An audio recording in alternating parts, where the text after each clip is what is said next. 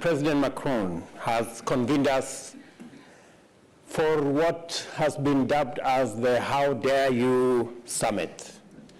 And for sure, I think we have confronted financial orthodoxy. We have confronted shareholder power, global capitalism, and corporate power. And we have also had a conversation about big oil. Madam Lawrence Tobiana spoke about breaking taboos. Prime Minister Mia Mottley reminded us that this is not a formal decision-making forum, but a pivotal moment to set aside our national interest and end the perpetual blame game.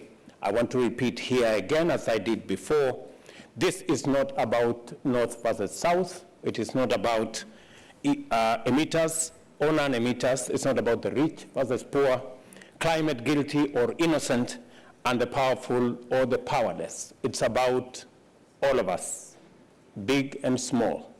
It's about us in our diversity. And it's about crafting a win-win outcome. These are the benchmarks we have established for ourselves. They will serve us as a criteria against which we must assess our agreement. We have agreed that no country should be forced to choose between eradicating poverty and preserving the climate. We have agreed on some additional resources to support the vulnerable and the poorer countries. We have advanced discussion on reforming the governance of the multilateral development banks. We have progressed the conversation on a new global source for financing for climate and the mechanisms that can be put together to insulate us from national interest and global power structure whose decision-making processes include all of us and not just a few shareholders. We are agreeing that for the first time, as we leave Paris, President Macron, and you have been incredible. You have run this like Kenyans should do. You have run it like a marathon. And this was not a session to coerce anybody to do anything different from, it was a meeting of minds to try and bring consensus the same way we managed to forge a consensus in 2015, is to try and eliminate the tensions that have informed the journey to where we are today, and to see whether we can recreate the consensus that had been built in mobilizing the world towards dealing with the challenge of climate change and international financing architecture. This was not a session to discuss, although all of us are signatories to the UN Charter that respects independence of countries, boundaries of countries. We are all believers in that, and that is why my colleagues from the African continent went to Kiev, went to St. Petersburg, because we believe there can be a peaceful resolution of all conflicts, including those in our continent, in Sudan, in DRC, in Somalia. There is always a way that we can resolve this in a peaceful manner. Our concern, at least those of us from the global south, and especially in Africa, is the effects the war is having on commodity prices, fertilizer, grain. That's really impacting very negatively on the cost of living. It's also raising concerns to us because of the challenge of energy. Russia having done whatever they did, many countries are going back to fossil fuel. You know, the examples are out there. We are getting reports that maybe the UK is going to switch on their coal plants. I think that's not good for what we are trying to deal with. It's not good for the challenge we are faced with, the existential threat that faces humanity. The moment we engage the reverse gear about the things that we had done and we thought we were making progress, it concerns not just us, but I'm sure it concerns humanity. The ultimate judgment of our success does not rest in our hands. In the coming days, the world will pass the verdict on us. But I must say, being part of this conference, we have made tremendous progress. I would have preferred to see a firm commitment building on the G20 debt suspension initiative to deploy a portion of the new development finance sought to provide greater fiscal space for heavily indebted countries by refinancing their maturing debts on more favorable and extended terms. Many of our countries lack the necessary fiscal room to take on additional debt. And we're saying this, as we discuss this new financing system, we value the incredible support by the multilateral development institutions, World Bank and IMF. We also have a wonderful relationship with China. They finance our infrastructure development. The tension between the West and China is unhelpful, is unnecessary, and is as useless as the tension between the North and South when we discuss climate change. That is not necessary. We must find the formula that will bring all our financing to respond to three issues: urgency, scale, and to make it much more affordable. That is the conversation that we want to have, and hopefully we have laid the seeds of that conversation to happen. Again, thank you, President Macron, for making it possible for China to sit here and for the West to sit here, and those of us from the African continent to be in the equation. We don't take it for granted. Let me mention three straight things. Number one, we are bringing our ideas. We've had a very honest but candid conversation around the table. We've had others, but they've also listened to us, because we believe that we do not want anymore to be a continent where people complain, where we are victims, where we are the corner. We believe that Africa can step forward in a very proud way to work with the rest of the world on the challenges we have and provide solutions. We agree, for example, with the suggestions that it could be difficult, maybe nations, maybe when we talk about national interests, how do you enforce carbon tax? How do you enforce shipping tax? How do you deal with financial transaction tax? I mean, they are legitimate concerns. But I dare say, those who met in that little room in Bretton Woods had as difficult choices to make as we have today. But they didn't walk away from it. They forged a consensus. I think in the world we live in today, there is a lot more creativity, there is a lot more innovation. Technology can give us the opportunity to levy this tax, raise the resources, and be able to give as many, including the third issue I want to say, what Africa is bringing.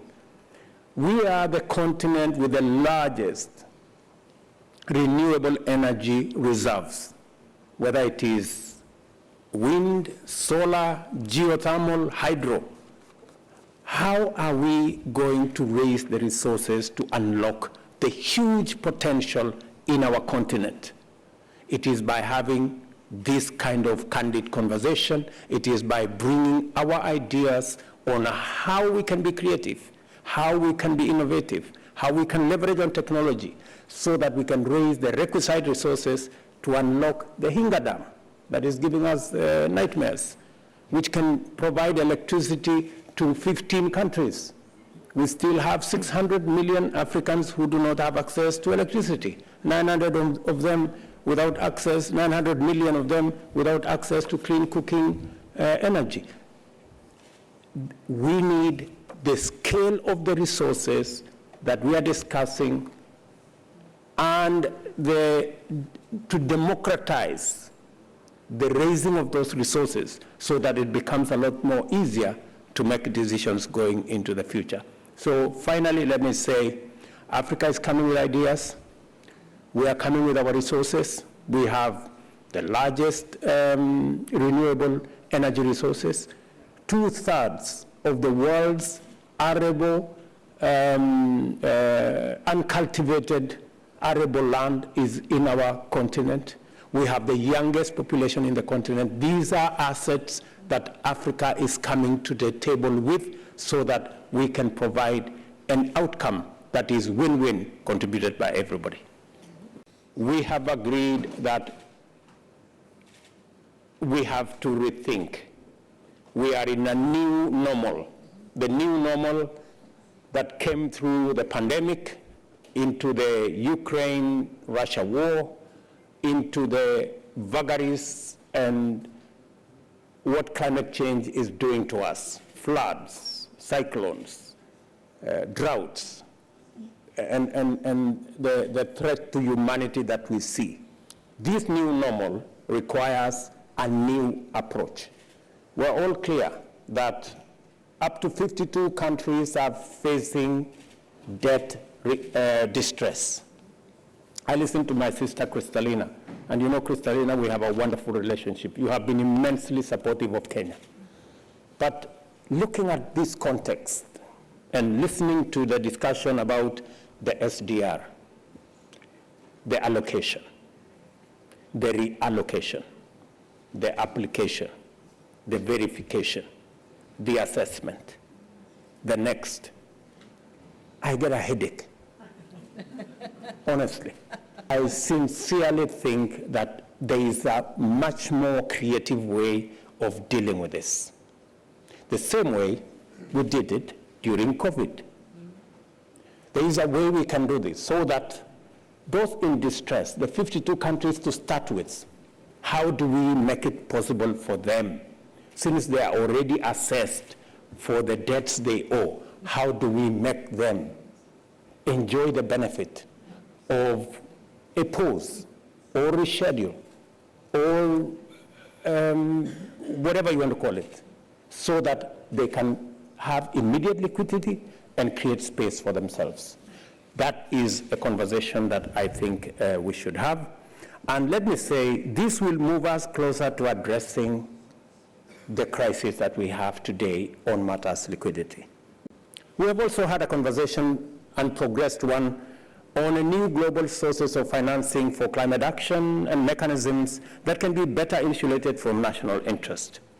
This will move us close to addressing the climate crisis as a global common good, as opposed to something that we have to play a balancing act with the national interest on one end and do this at scale. So they can do this at scale, urgency, and which as if our existence depend on it. Let me clarify. Emmanuel, you've been immensely, speaking to you as a member of the G7, you have been immensely accommodative of all the divergent views that have come on the floor and in all the fora that we have enjoyed ourselves here. We are saying we want this time round a mechanism that involves everybody, where we are all paying, where we are all involved, and where we all decide. Because climate change is not about the North or the South, it's about all of us. And the discussion about carbon tax is a discussion that is a must-have. And on this one, we do not want the North to pay for the South. We want all of us to pay. Whether it is aviation tax, whether it is fuel tax, whether it is shipping tax, we want to pay because we want to be on the table. The conversation about who has not paid what is very energy sapping. It is very tiring. We want to have a different conversation. And I am very happy that that conversation has begun in Paris. And thank you, President Macron, for making it possible for this conversation to happen. We have some time between now and the Africa Climate Summit in Nairobi between the 4th and the 6th of September that is co-hosted by the Africa Union, and I was told by the chairman of the Africa Union who was here with us, the Africa Union Commission, to invite none other than President Macron. You will be a keynote speaker. We want you to carry the gains we have made here to Nairobi, onward to UN General Assembly, and finally to COP28. The progress that has been made here is immense. Let me tell you, President Macron, I know you said yourself that there is some work to be done. Yes, there is some work to be done. But we have plenty of time between now and Nairobi. We have like 3 months. As I told you yesterday, the UN Charter was negotiated in 2 months.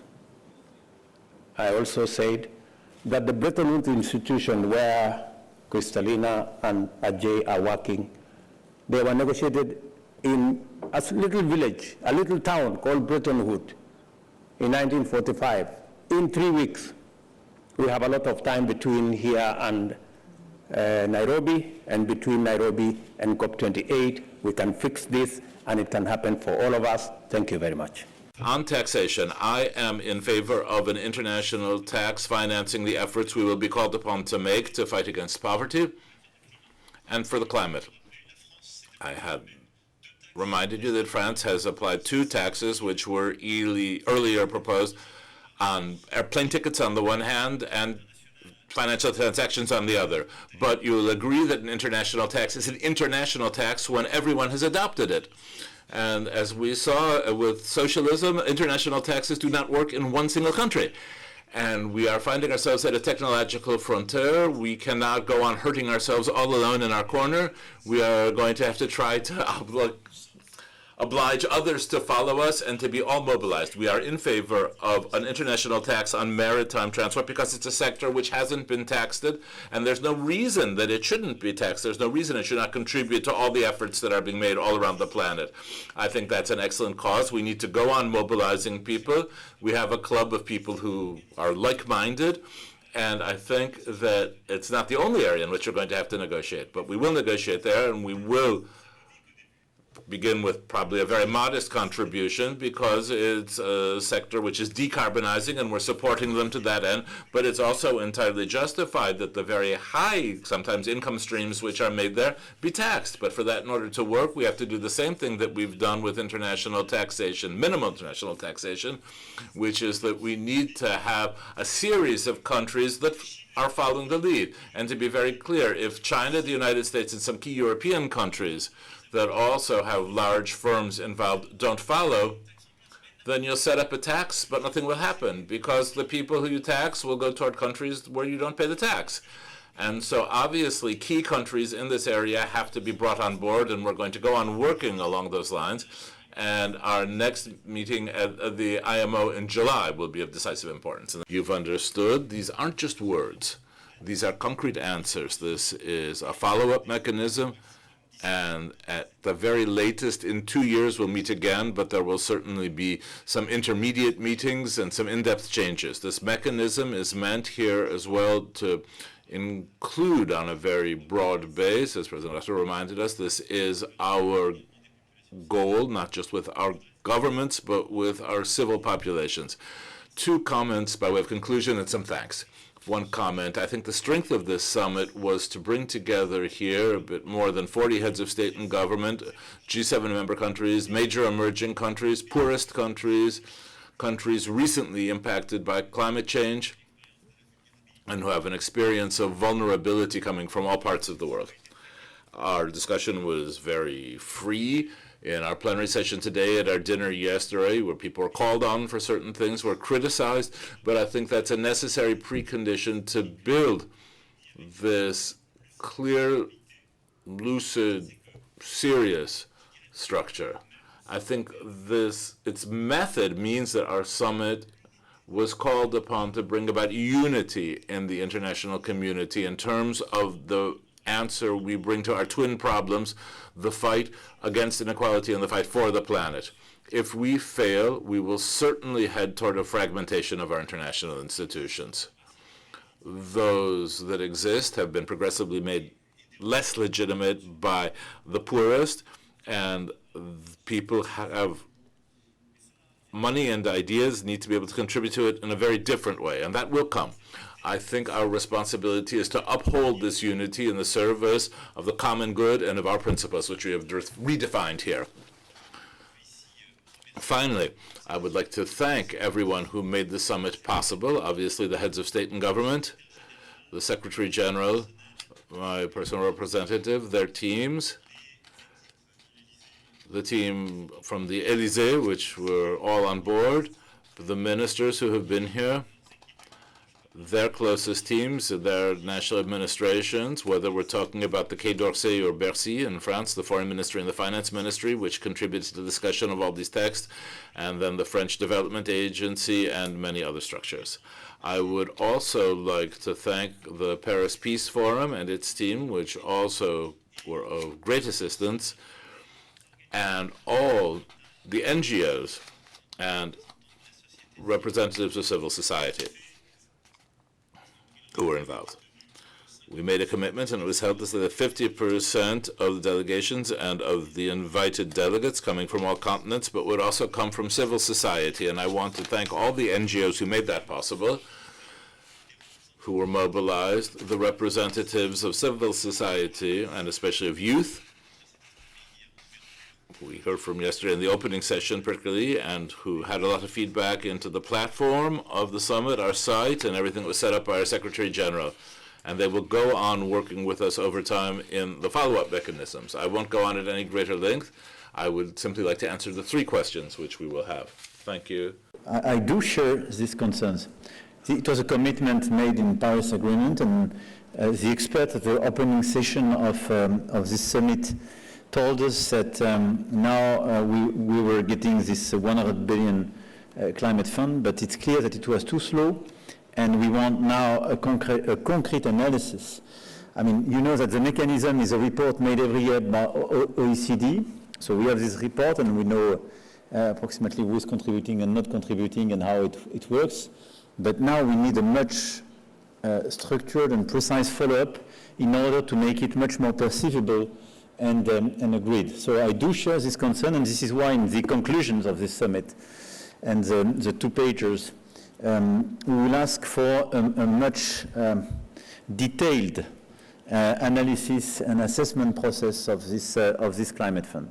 As for the other package of 100 billion, I do report here that we delivered what we committed to do 2 years ago.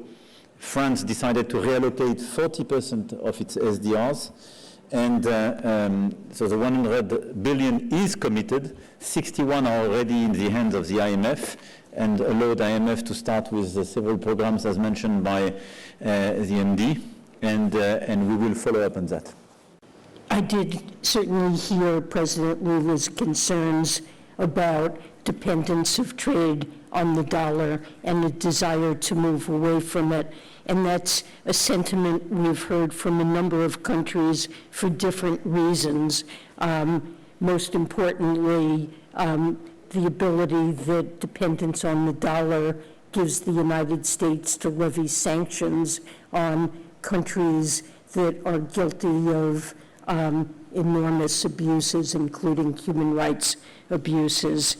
But there's a very good reason why the dollar is used so widely in trade, and that's because we have deep, liquid, open capital markets, a rule of law, and long and deep financial instruments that make it safe and convenient. U.S. Treasuries are the world's safest asset, although there is some diversification of reserve assets. Certainly the lion's share countries choose to hold in the dollar. It's not really easy for other countries to replicate that set of advantages, but understand that there is a motive to want to do so. The IMF plays an important role in providing policy advice and technical assistance along with critical financing. We've had constructive discussions about ensuring that the IMF can continue to provide concessional lending now and in the longer term. And we call on the IMF to present all available options to put its poverty reduction and growth facility on a sustainable footing in the near term by the annual meetings. And we also call for a broad range of donors to meet the IMF's financing targets for the trust. Now, we also need to complete outstanding debt cases. Debt is a global challenge, and it requires urgent cooperation from all creditors.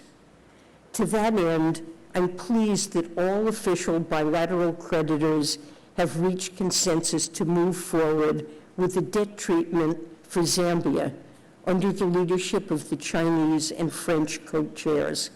And I just saw Premier Li at the high-level panel, and I'm encouraged that China is moving to help address the debt challenges facing developing countries.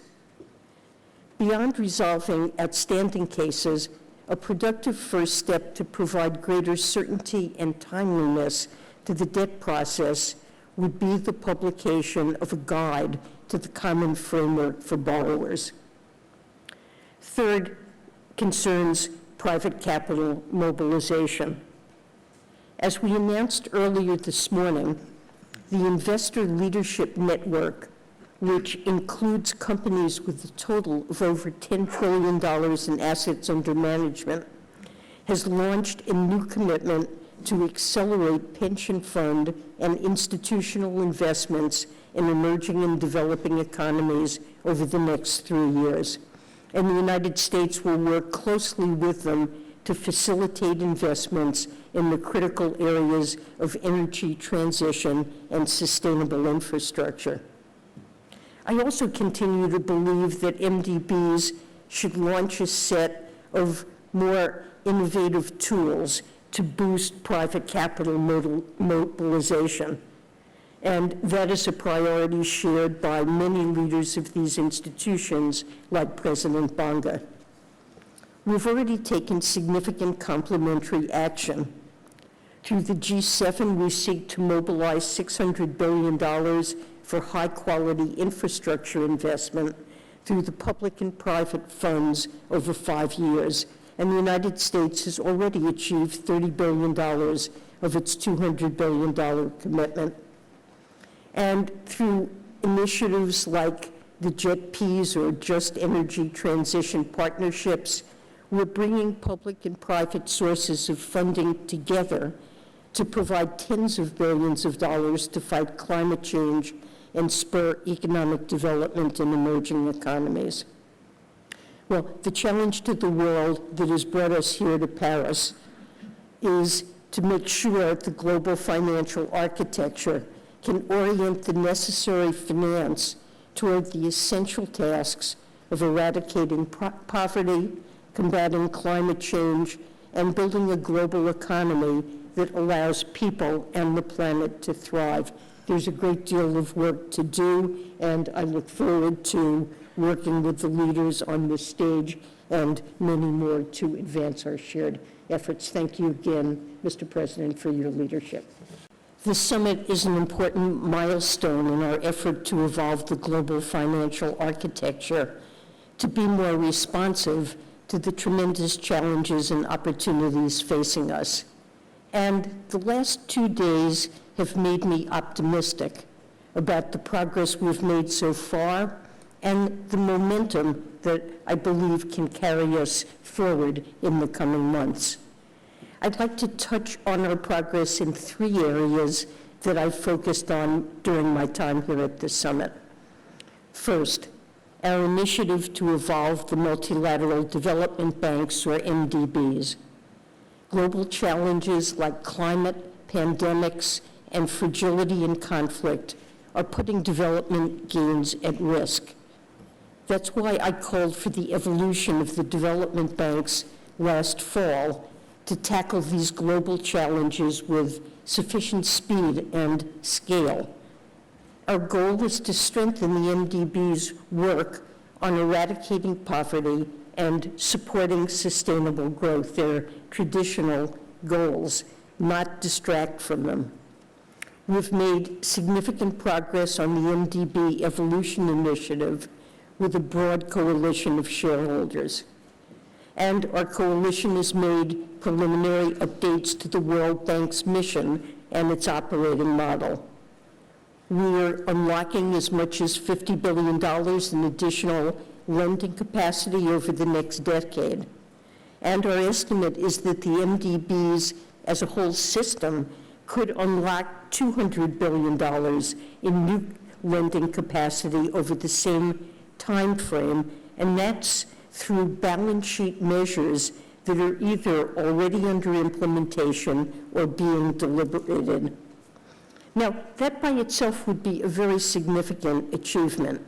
We could have $200 billion in lending capacity that we didn't have before to invest in some of the most pressing problems facing the world: combating climate change, lifting people out of poverty, preparing for future epidemics, and much more.